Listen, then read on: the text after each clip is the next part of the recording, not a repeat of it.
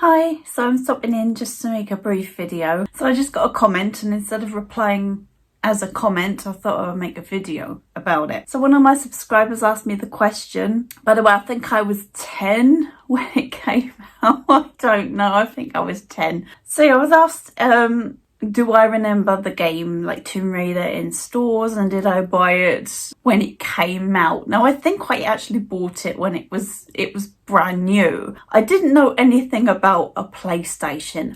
I didn't know anything about Tomb Raider. I had a Mega Drive and an Amiga. These were kind of my jam when I was growing up. So I didn't know anything about PlayStation. I went round my friend's house and I've told this story before, but you may not know about it. So I have talked about this before, but I'll talk about it again. So we were at my friend's house and we went to her neighbour's house, and he was playing this game of this woman underwater. That's what I remember. Underwater. It was in Atlantis. So the game had either been out a while, or this person was just very, very good at the game, because they were in Atlantis. It was the part where you're underwater and you're pulling the switch. And I was just blown away by this game. I was amazed. I was hooked on it. I just sat and watched this person play, and I helped with the puzzles. I helped realise you've got to get clone Lara down the trapdoor because it's red like her. That's what it's red like her, so you got to get her down there. I was just instantly engrossed in this game. I'd never seen anything like it before, and I did love underwater sections in a game at this. I was interested in it. Like I said in the past, the only underwater sections I really knew about were Alex the Kid with that damn frog. I couldn't get past this frog. Alex the Kid,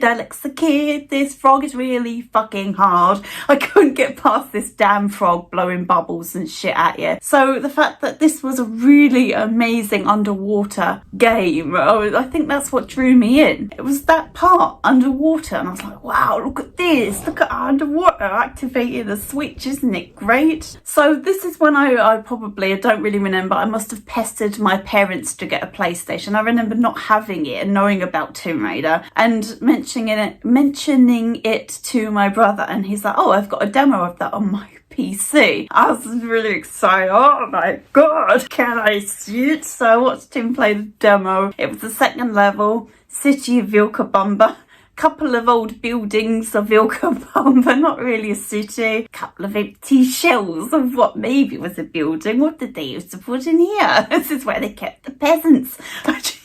And bears and wolves, and God, it was scary, but God, was it exciting. So I eventually did get a PlayStation. I guess I must have worn my parents down and they got me one. So I guess I must have got it the year it came out. I don't know how new it was, but I remember clutching it. I think I remember it on the shelves. I just remember being in line and just looking at having a chunky box in my hand, because it was a really chunky box, and just looking at the back of the case in awe, and looking at the picture of Lara in awe, and I couldn't wait to play it. No other game has ever gripped me like this before. No other game has affected me the way Tomb Raider has. It's been such a special game for me. And there was something about that green disc. You remember when it was a green disc? Picture of the Lara on the front of the box was on a green disc. There was something very special about this green disc. I don't know what it was. It was so...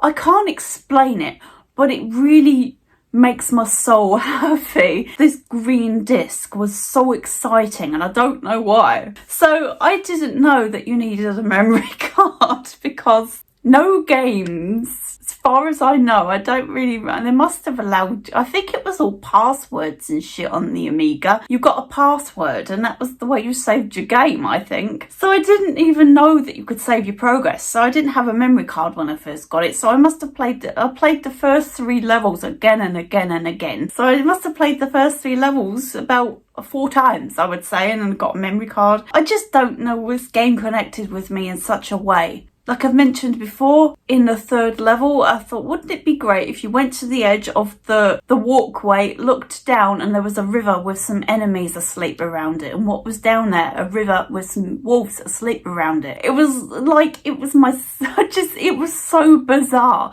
It was like Tomb Raider understood me. It understood what I wanted in a game, and it delivered it. I think that's why I just think Tomb Raider is such an amazing game. So that's just, I could have replied with a message, but I just wanted to talk about it a bit. Yeah, I sort of remember it being on the shelves, but the main memory is me standing in the queue with it in my hands, just looking at it and knowing I can play it soon. Nothing else to add, but yeah, amazing game. Still love it. Still great. Anyway, I'm gonna go, and yeah, I just wanted to make that really. Bye guys.